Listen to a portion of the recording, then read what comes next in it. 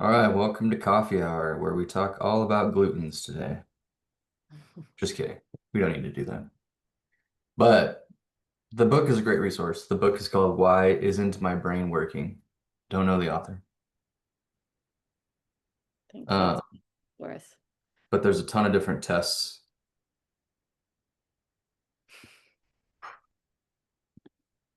AI is just telling me why my brain's not working. No, I want the book.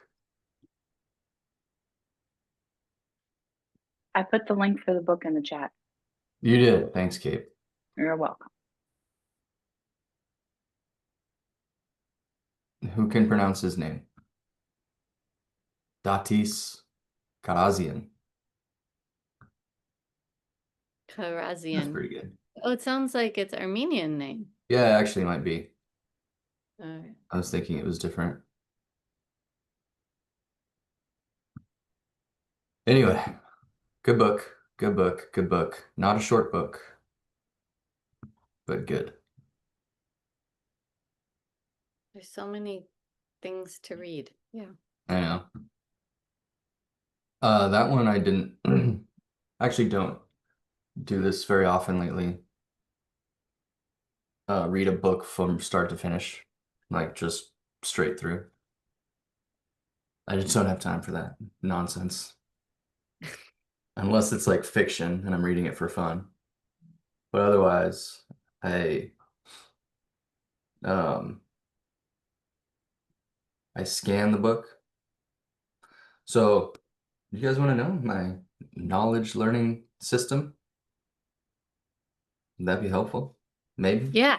Yeah. Yeah. All Because right, so sometimes taking a lot of information and process. I'm actually building an analog knowledge system.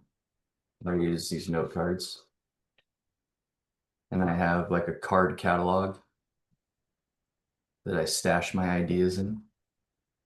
It's a system developed by this German sociologist. It's called the Zettelkasten. But this guy, what the heck is his name? Dang it, forgot. He was one of the most prolific researchers and writers of all time. Like thousands of published papers, like dozens and dozens, I think upwards of 100 books.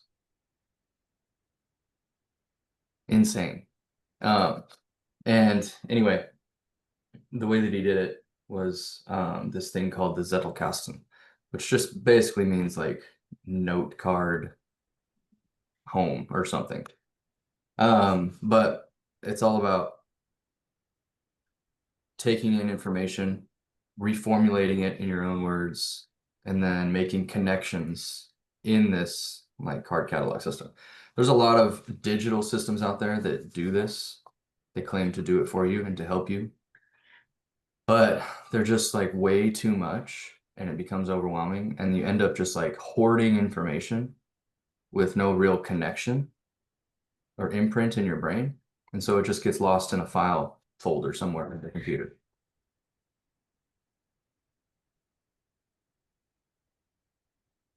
That's yeah, that's what Pinterest is. Just a hoarding of like ideas. Just, oh, that gave me a little hit of dopamine. Let's put it in the folder to maybe never be seen again. It's a beautiful addiction, though. It is. It is. It's It beautiful. is a beautiful thing, just not practical. But it's actually a pretty good example of this because if you're just browsing and just learning for the sake of learning and whatever, like there's not real motivation or drive behind it, you just end up just hoarding information. Like I hoard books. I got like 50 books in this room right now because I've scaled down from 1,000. Um, and I still have books up there. There's probably 10 books up there that I have intended to read for years, and they just sit there. What am I doing with these books? You're either gonna read it or you're not. Like, get rid of it. Just take it up space. But anyway, when you have intent and you have a motivation, then your Pinterest boards are much more organized. and you have a reason for everything on there, right? Somewhat. I have a beautifully categorized Pinterest, and I still love getting the ideas, and then I never look at them again. But they are meticulously organized. Okay, right on. So you can do both. Uh, Cannot utilize it. yeah, that's true. Well, anyway, the whole kind of there's a whole book this guy named Scott Shepherd wrote. He calls it the anti-net. It's like the anti-internet, anti-digital. It's all analog in these boxes. And the reason for that is because you have to physically, with your hand, write down these note cards. So it takes longer, but because of the way that neuroimprinting works, when you write with your fingers, it sticks. And because the process is all about either reformulating ideas in your own words or like drawing little diagrams, right? That process makes you assimilate the information better, learn it. So you have to be more selective. That's the whole key. You have to be selective about what you're going to put in there because it takes time. And then you have to go through a process of connecting it to other ideas and putting it in the place that it should be, right? Again, it takes more time. But when you do that, the reason this guy was able to write thousands of publications is because when he had an idea he wanted to talk about, he'd go to his second brain over here and like pull out a card, and then it has like 4 connections. He's like, okay, let's look at this. Okay, and then this, and then it would just like essentially just write itself because he's got all of these ideas and they're just very well organized and put together. So that's kind of the reason why. But the reason I brought it up is because there's like a whole system, and it's not the only system. There's many different ways to do it, but I think Lorimer Adler might be their name, or I might be mixing 2 names together. Wrote a book called How to Read a Book, and I read it in college, and it was fascinating. But it was kind of like a whole process of how to get the information that you need out of a book without wasting a bunch of time reading expositions and like just nonsense. And essentially it goes, you get a new book. First thing you do is you decide on a goal for that book. What do you want to get out of this book? You know, like I was building a workshop last month on vision. And so my goal for all of the reading that I was doing is how can I come up with a system to get people to understand that vision training is important and adopt it and try the drills and do the thing. So that you got to have an intent going into it.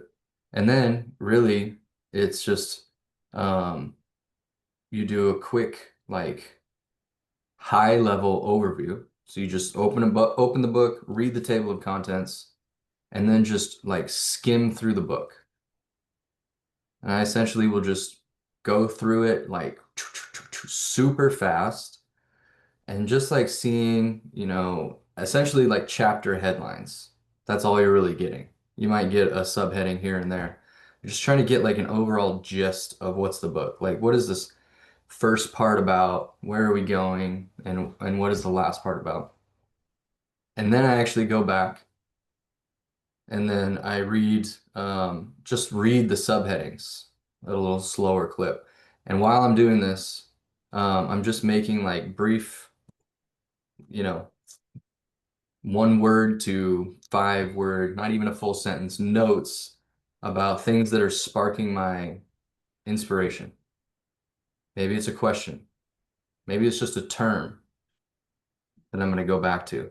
And I keep one of these note cards after I do the skim and reading the subheadings. Then I will start in with like the introduction or the preface, because that's going to be a good overview of like what is this whole thing about in the author's words. And I make a note card that just says bibliography notes at the top.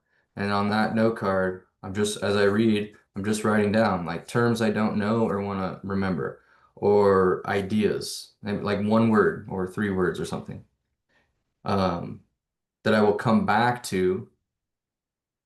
Usually I'll come back to, sometimes I'll do it in a moment, but usually I'll come back to it. And then I'll write out a whole card dedicated to that one idea, reformulating it in my own words, seeing what connections come out of it, and then I log the card and I forget about it until How do you I come log? back. That's what I'm curious. Like, how do you organize the logging? It's essentially like a tree.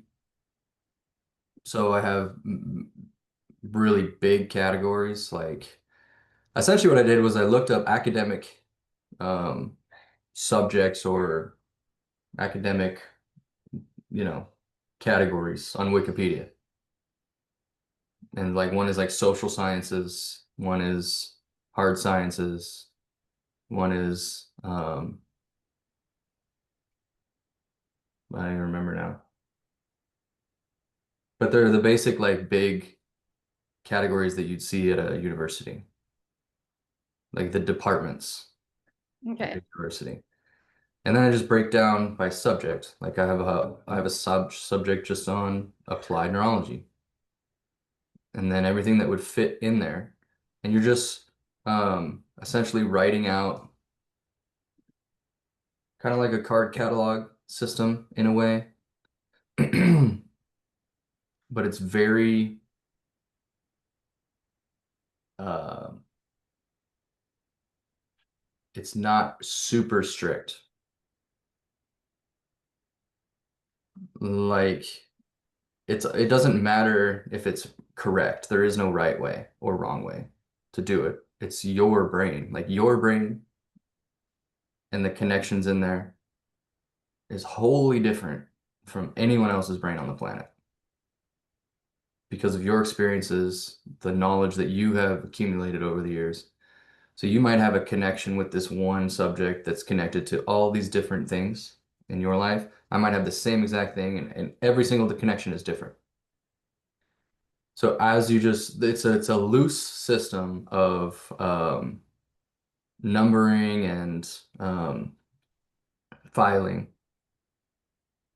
And within each card, it has like a number and a place that it lives. And then it's got connections to other cards that are kind of written on it. Does that make sense? Yeah.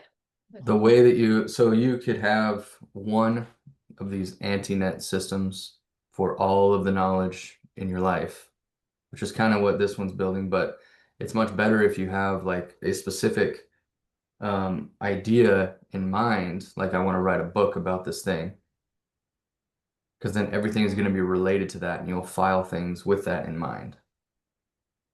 And then you could start a wholly new one if you wanted to. Most people wouldn't do that. You just keep building. Um, and maybe your intent changes, but the way that you build it doesn't. What do you put the cards in on just the practical level? Like, do you have Yeah, I just have this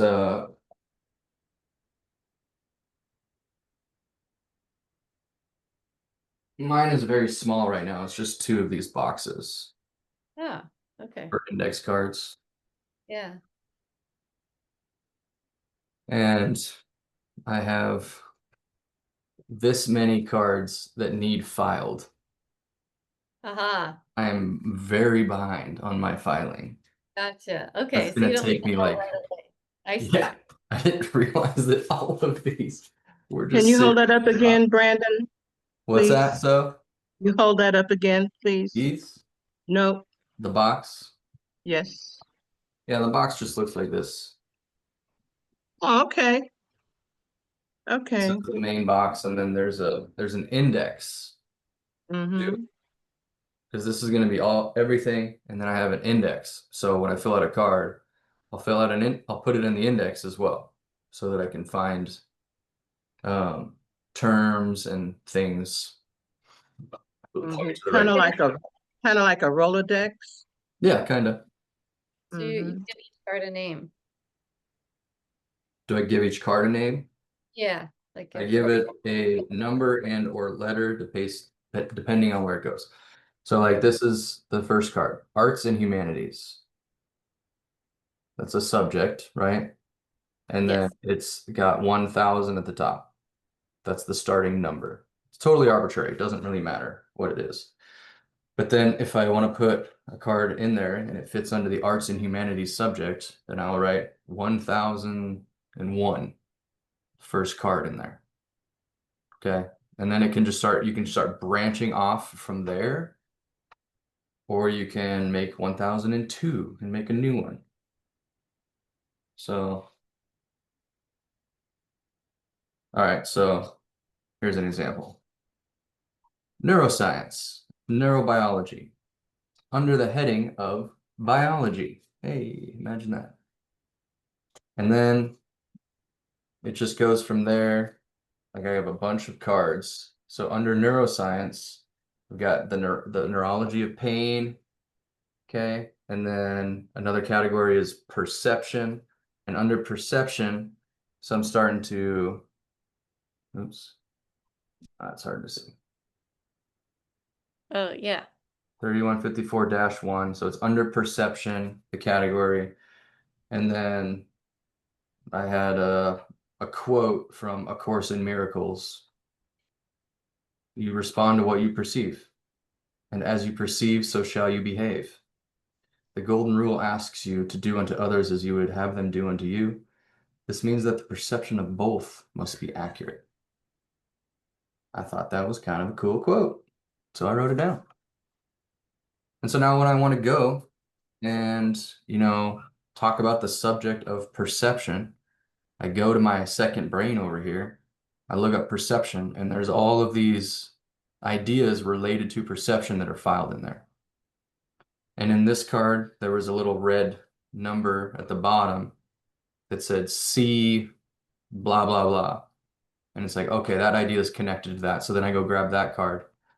You see what I'm doing? Like, it's just a way for me to offload some of my ideas in my brain into this. And so then when I want to go, do something, look at something, learn something, you bring it back out. And then you start as you go through this and it grows, you kind of start to, it's weird that I'm doing this in the age of AI now.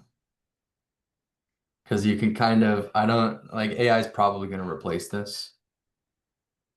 But also, there's something lost when you offload everything to AI, right? So this helps me stay sharp, right? And well, I mean, it will help me like catch errors when I actually talk with AI. But it's like it's just another brain that I'm building to supplement my own. Any sense? Like, because all those connections, everything. Yeah. It's Thanks better for, than AI. yeah. I like that because you're so into the technology and AI and that you're still doing Sure. this. Yeah. Mhm. Yeah, I definitely am. But there will never be a total substitute for hard work. I mean, that's the only way I know how to say it. And that's the advantage you have because many people, they're going to raise children in the AI world and they are going to rely on it as opposed to teaching them the concept you just said, do the work. Yeah, Use it as a 99.9% of tool. people will never do Mm-hmm. this Uh-huh. Of because it's not course. convenient. Uh-huh. But it's delayed gratification, like the payoff for your own brain and the sharpness of your brain and the way that you can organize your thoughts and if so it's hard work in the beginning and it takes discipline ongoing. But the payoff is huge because when you actually go to start producing things, whether it's a course, a book, a paper, a blog, doesn't matter.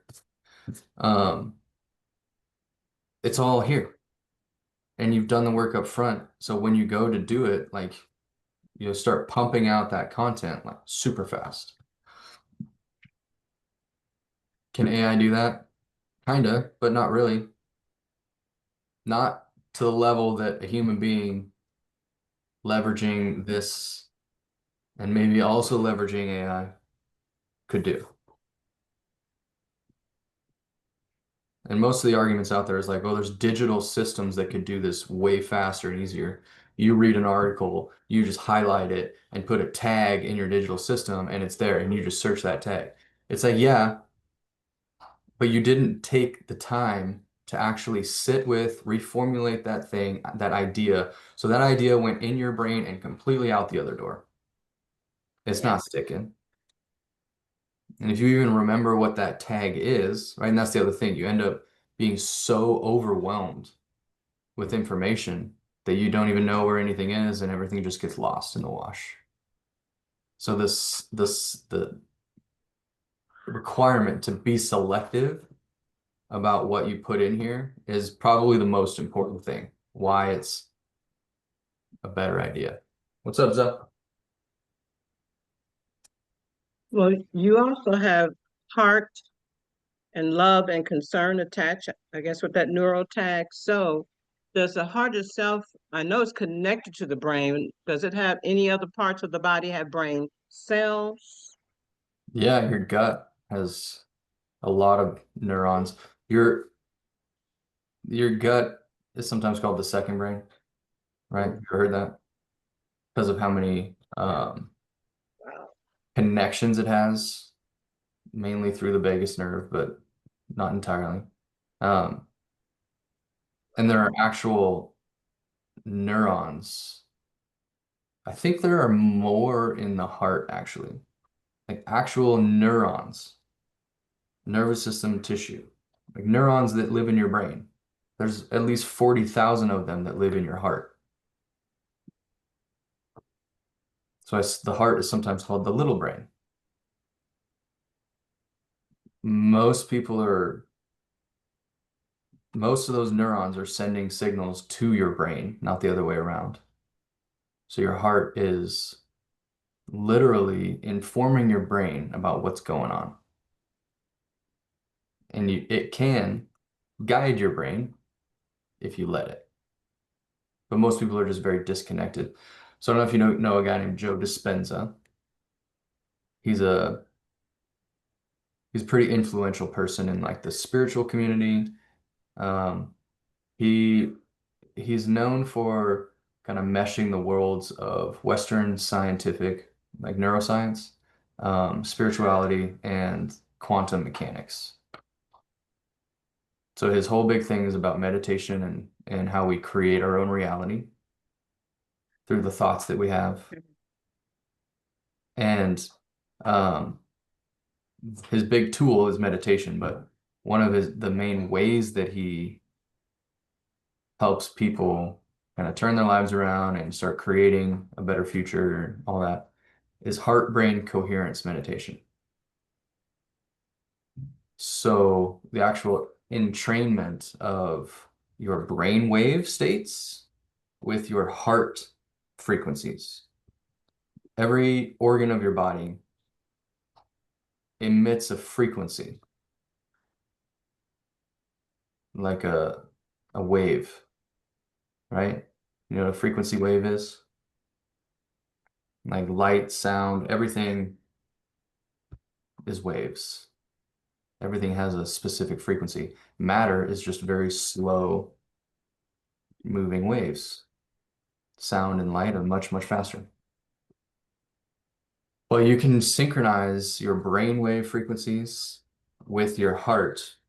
And when you do that, when you reach that heart-brain coherence, then you in a sense kind of open the pathways of communication.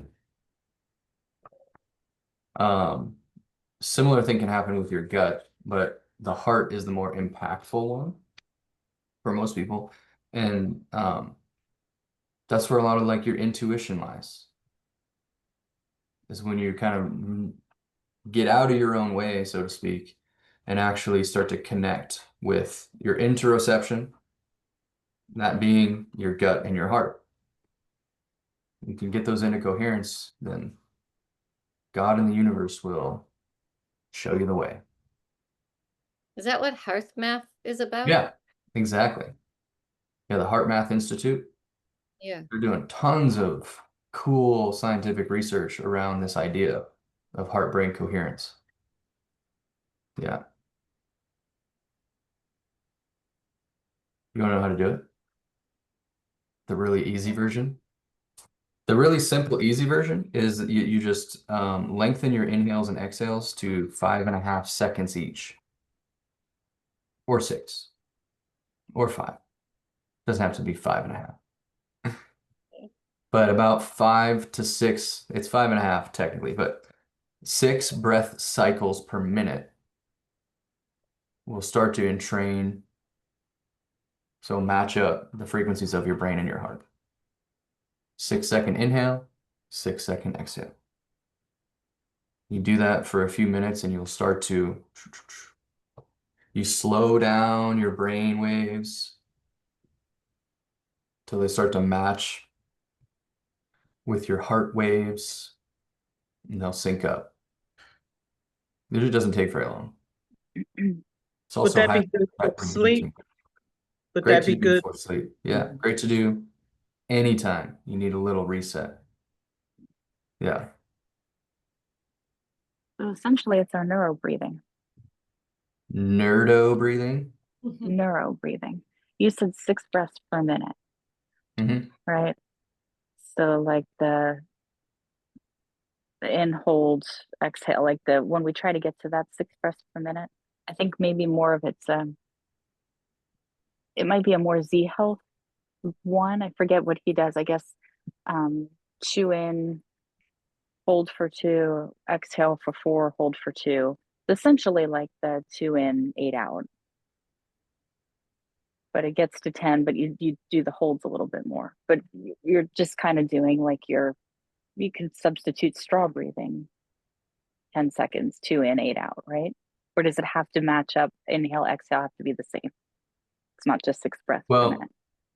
for this specific purpose, that's the one they use. Could Okay. you reach heart-brain coherence doing box breathing like you were talking about or straw breathing? Probably. Yeah. I don't see why not. Like all of those are going to kickstart your parasympathetic nervous system and slow down your brain waves. That's the idea. You slow them down so they entrain with your heart and they match up and come into coherence. So I would imagine a lot of different breathing methods would work for that. But did you say that this was just 6 seconds in, 6 seconds out, and then no holds? No holds. Yeah. That's the way that they do it at HeartMath and it Dispenza's meditations and stuff.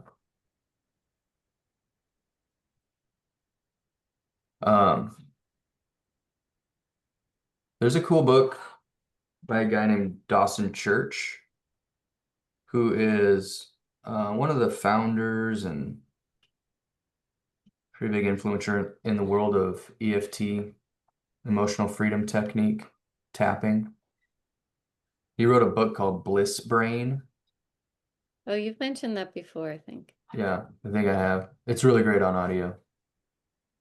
He's got like a British accent, but he grew up in Kentucky or something, so it's kind of like a weird British accent. But anyway, he's fun to listen to. And just the story in the beginning about his, spoiler alert, his house burns down. And the whole story in the first chapter is them like getting out of the house as it's burning down around them. Pretty wild. But anyway, the whole book is about his kind of method of meditation and all of the science behind it. So he kind of meshes like 6 or 7 different modalities together into one meditation he calls an eco meditation. Like, economical, efficient. And he goes into all the research around like heart-brain coherence, about like loving kindness meditations, how impactful that can be. He even goes into a little bit of I think he knows about like remote healing. You guys familiar with this phenomenon? Remote healing. Yeah. How people can I really like talked to someone who was doing this. This is what she did for a living. She was a healer and she worked with a guy. She had numerous stories like this. She worked with a guy who had like kidney failure, and she lived in Florida and he was in British Columbia. And all she needed was a picture of him. And then she sat in meditation and sent healing energies his way. She didn't even like, not even like over Zoom. They weren't even in the talking to each other on the phone, nothing. And she sat with this for a few days and spontaneously completely healed his kidney disease. Maybe it was just random coincidence that happened at the exact same time that she was doing these healings. Or maybe there's something else going on in the quantum world that we don't fully understand yet. But anyway, talked a little bit about that. And that's kind of how loving kindness meditation works. Like you're just sending out, your loving kindness energy to anyone, everyone, expanding all over to the entire universe. So there's that. There's some EFT tapping involved in it. There is yeah, a few different other modalities that are all kind of mashed into one with the intent of activating what he calls bliss brain, which is like that deep state of meditation, also known as flow state. Not exactly a flow state, but some of the similarities are like your feeling of oneness, right? So your perception of your body maps kind of goes offline. So you feel one with the universe. And then a big release of different neurochemicals, including anandamide, which is released during a flow state and during intense exercise, which is called the bliss molecule because it feels very good. I use this meditation for every day for a month or so, and I actually, could reach that state. When I was doing it consistently, I got down to like 6 minutes and I could put myself in that state. And I was like, huh, that's cool. I can actually do that. And then I stopped doing it. Ridiculous. I'm gonna go back to it. Good. I mean, I still do like most of my meditation these days is focused on like visualization and kind of creating the person I want to be. But there's no reason I couldn't do that with these guided meditations. But those are more just, I mean, they're great. They're amazing. And the benefits when you get into that state, like that deep theta brainwave state, is a incredibly powerful healing state. So the more time we can spend there, the more our nervous system starts to just reorganize our brain and like our body knows what it needs. You know what I mean? So when you allow it to access that state, spontaneous healings happen all the time. You just kind of let it do its job. But we're just stuck in our wild, crazy world. And we're just like all the time, we're just blocking it, stuck in stress. So, yeah, I would love to get back to it. Maybe I'll start that today instead of my usual meditation. Because it's cool. I mean, if you've never experienced the state, you definitely should try to get there because it's a cool feeling. So, with all your cards, Brandon, what's your first? I'm assuming you haven't written a book yet. Maybe I'm wrong, but what's your first book? Yeah, I mean, I wrote a short book that I wrote a first draft and then I just like put it in a folder on my computer and never looked at it again. What was Um, it about? It was just kind of about, it was only like 110 pages, but it was about essentially like what I called my method back then, which was it was at the very, very beginning of my neuro journey. So it was more about flow states and just kind of the basic tenets of wellness, essentially, with a little bit of my story mixed in. I think if I was to write a book now, it would be, I mean, it would mostly just be about my journey and lessons learned. And I think the theme would kind of be around, I don't know, because there's probably be around like chronic pain and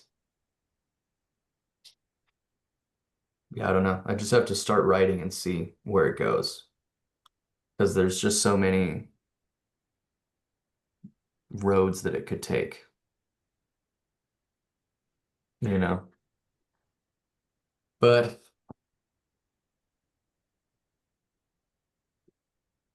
I think about it quite often because these days, like, it's really hard to get anybody to trust you online. And short form content, mm, yeah, doesn't really do it because there's just too much. And you can get people to like come to workshops and webinars, and those are okay, but they're still not enough. But if you have a book and you can get somebody to actually read that book, that just even having the label of author immediately gets you like clout. Your book could be terrible, totally backwards and wrong, but just having that label of author after your name, like people immediately just perceive that as like, oh, he must be an expert in something. He wrote a book. You know what I mean? Mhm. I So think that's kind of losing its luster, though, with the ability to self-publish and like it's like what it was to have a degree, a college degree 30 yeah, years ago. Now you need a master's degree because it doesn't mean anything because everybody has a college degree. I feel like in the world I of think you're right. self-publishing lately is going to go that direction because it's just it was not achievable for a lot of people, and now we And could theoretically all be authors. yeah, good. Well, I mean, you know what I mean, more than we could all always theoretically be authors, but I feel like to what you're saying, yes, and I feel like that bar is always going to keep Yeah. moving. I just don't know what's going to be the next equivalent of that. Yeah. Almost. And right now I don't see that there is anything. So it's still the best option.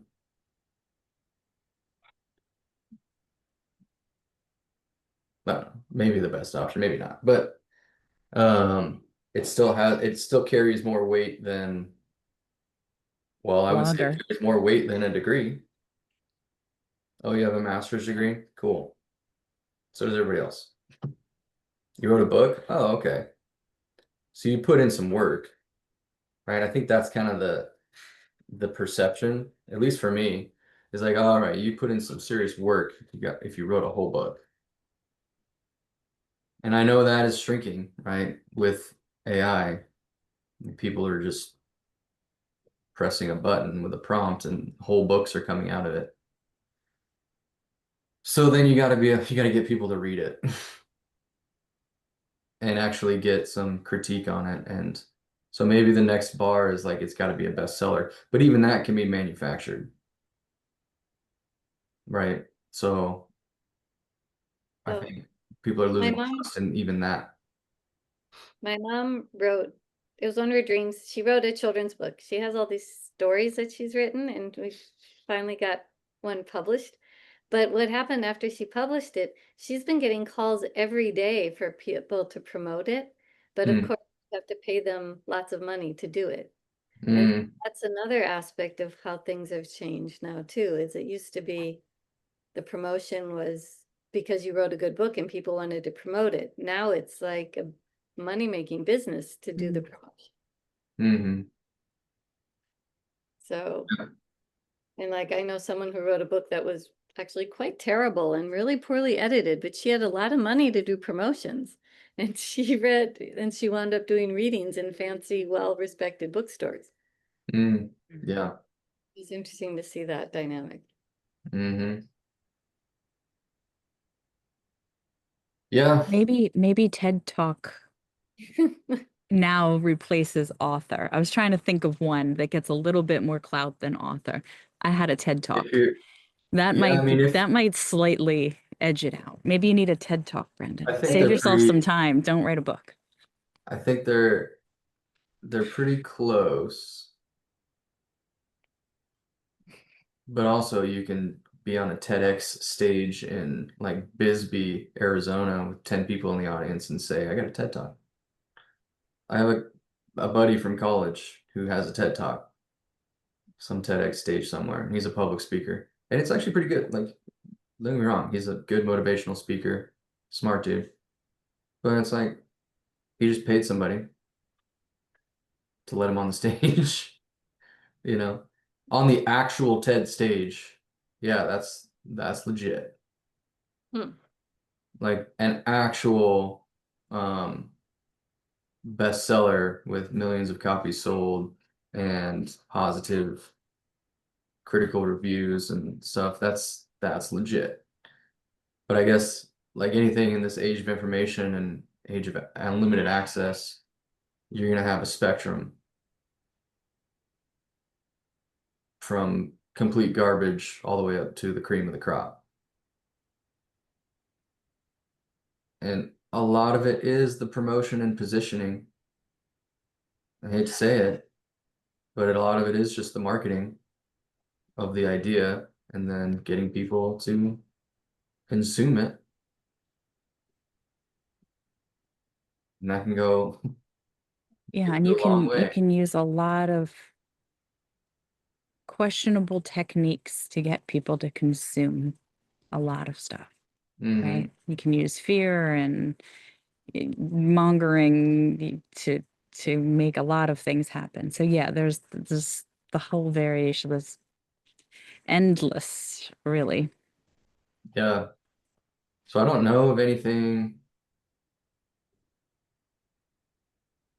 like for the amount of work required and the amount of input that is required, like what would be the greatest leverage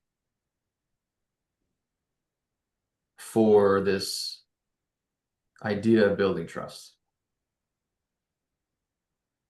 Like a book takes a lot of work, but is the payoff such that it would be worth it? Like these short books that I was talking about, like I follow a guy, Mike Carpuzio or something. And that's his whole deal. And he works with people, he coaches people to write a short book, like 100 pages, that acts as their trust building machine. And he's like, you don't even have to get it published. Like you just self-publish it, put it on Kindle, order a bunch of paperbacks and give them out to people. It's not about selling books. It's about getting people to understand why you're different and to start to trust you. And if somebody can sit down for an hour, because it usually takes about an hour to read these books, and if you can get them to consume an hour's worth of your content in a book format like that, I mean, they're going to be much more likely to have a conversation with you because they feel like they know you a little bit. So you can do that. Like I've just been doing that like with workshops, and those are okay. But I think the amount of work that goes into those is much less. And so they're just maybe they're not as effective. They're not as high a leverage. Coming through. like getting on the stage at TED, that would be very high leverage because of the clout that's already built into it. Like if I get on Chris Williamson's podcast or Andrew Huberman's podcast, boom, you've made it. Like people are gonna automatically trust you unless you say something real stupid. You know what I mean? That's just how our brains work. That social proof built in because of visibility. But I don't think I'm gonna be on Huberman's podcast anytime real soon. Maybe, who knows? Maybe I'll meet him in a random bookstore one day. But a book is something that, I could control. That could give me a little leverage. But it's a lot of work and I haven't started that work yet.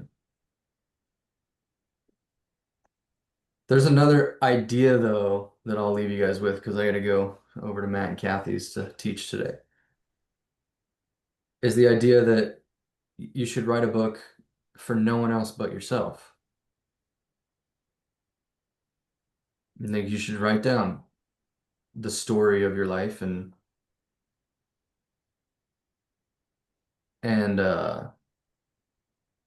use it as nothing more than just a way to understand yourself better. And in that way, like I have a client who I just helped write a book. I didn't do any editing or anything. I haven't even read it yet. But I helped her with the productivity part of it. I helped her find flow while she was writing. She's been my client for a long time, so we've been doing neurotraining for a while and coaching her on flow states. And she finished the book, and the book was for no one else but her family because her husband was never actually diagnosed, but they split. The idyllic, like married couple, high school sweethearts, like completely and totally in love, did everything together. They were everything for each other, had a great family. And then all of a sudden, he just started to change. His personality started to change. Nobody could figure it out. Nobody else really saw it except for her because she was so close to him and knew everything about him. He has undiagnosed because none of the doctors will even like look at it or consider it. Frontotemporal dementia, FTD, which is what Bruce Willis was diagnosed with recently. Nasty, nasty brain degenerative disease, like really nasty because of where it attacks. And it's where your personality lives. It's where memory, of course, part of that, but it doesn't look like classic dementia or Alzheimer's. And the personality and things start to change well before you start to see those other things. So that's why it was so hard. And that's why she wrote this book. It was just telling the story of them and everything that she went through so that her kids and other people could hopefully understand what she's been through. Like it's not meant to sell a bunch of copies. Maybe it will. Like there's a lot of awareness that needs to be realized when it comes to this disease. So that could be a consequence, hopefully, of this book. Maybe it catches fire and it really opens people's eyes. But that's not what it's for. It's for her as like a process of healing and for her children so they can start to understand a little bit about what she's been going through, what their dad is going through. You know what I mean? So anyway, expectations, I think, is what that says to me. Like, what are the expectations for anything that we do? Right? And some of the best books that I know of are not really, they're just human beings trying to like tell a story and like speak their own truth. And when it comes out authentically and is well written like that, it just kind of it can catch fire. You don't need a marketing team. You don't need to promote it in all these shady ways. you can organically just kind of grow. So everything's better when we can just like remove our expectations and just do it for the sake of doing it. You know what I mean? So maybe we should all write a book like that. I'm in. All right. Ready, go. Not quite Me yet. too. I have a very quick question. You might not know the answer. Do you know what Go ahead. paint color is behind you? Taupe. Just taupe. I actually don't know. Oh, It kind of looks like taupe. 'cause I like that color. You ever seen Something About Mary? There's Something About Mary. Ben Stiller and Cameron Diaz. Hilarious movie. But his tuxedo, when he goes to prom, tan and taupe. That's what it reminds me of. So that's why I said taupe. All right. But yeah, it's like not quite gray. There's like a little green in it almost. Yeah. It's interesting color. Yeah. All right, I gotta go. I'm gonna be late. Thanks for being here as always. Good conversation. Let's all go write a book. Ready, break. All right. See you guys.